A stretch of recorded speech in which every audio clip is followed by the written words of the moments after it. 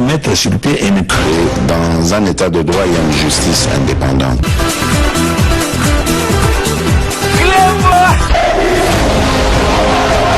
Ce n'est pas pour rien qu'on fait des causes.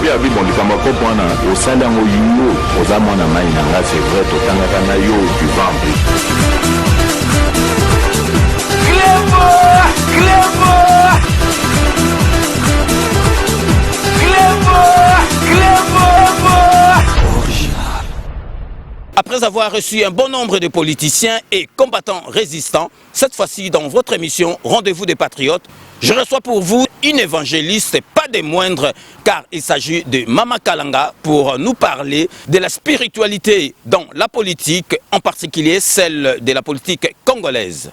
Je serai avec vous le 15 août 2020. Je suis votre humble servante, la bouche autorisée de l'Éternel. Mama Kalanga vient de vous confirmer sa venue dans l'émission Rendez-vous des Patriotes de ce samedi 15 août 2020 à partir de 14h. Nous sommes en train de se tracasser pour notre pays RDC, mais votre maman, je suis là. Un peu d'expérience que j'ai expérimenté pour notre pays dans la spiritualité et dans le physique.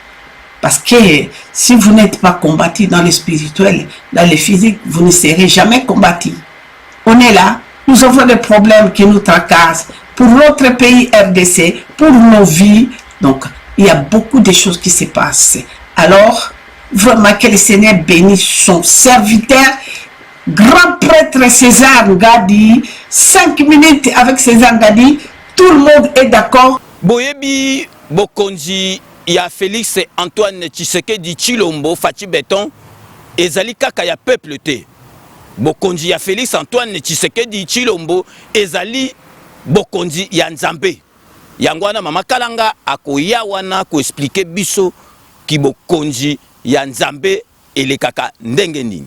Naza mama na bino na kanisi boyebi la lobaka moi moke, donc bon se préparer ba congolais, que le Seigneur vous bénisse et comme ngonga oyo toyeba na mozido na physique pe na spirituel. Nayebi ke mokili mobimbe ezali kozela Mama Kalanga parce que bomonaki 5 minutes avec César Ngadi émission moko asalaki ya témoignage ya mwasi moko abengaki pona ko témoigner makambo elekaki ya mobali na ye po azwa pouvoir na Kisasa kuna, donc bato ebele ba mitunaki ba question ebele Mama Kalanga akozala wana pe pona ko répondre na ba question surtout ya concept ya émission na wana. Donc n'hésitez pas vous posez ma question na bino na numéro zaliko défilé awa na se. Je vais parler d'un point pour notre pays, la spiritualité et puis la physique.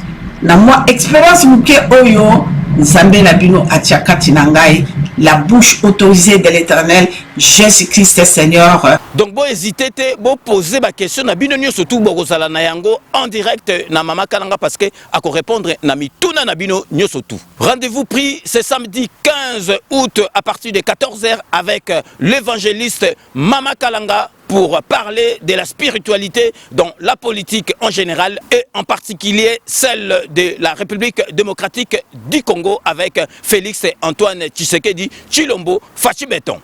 Préparez mes enfants, vous tous dans le monde, les Congolais. RDC, préparez vos questions.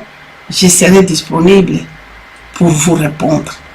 Grand prêtre César Ngadi, que le Seigneur vous bénisse, papa. Le Congo sera sauvé. Au Sala Choya bien. Que Dieu vous bénisse. Bye bye. Ndeka na Rabino ke Kanambe akozwa masolo na mbunchu pena dikosi. Rendez-vous ce samedi 15 août 2020 à partir de 14h dans Rendez-vous de Patriotes.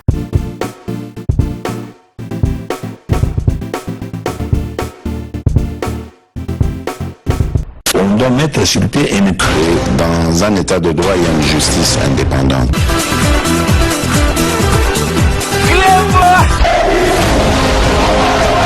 Ce n'est pas pour rien qu'on fait des causes. C'est vrai,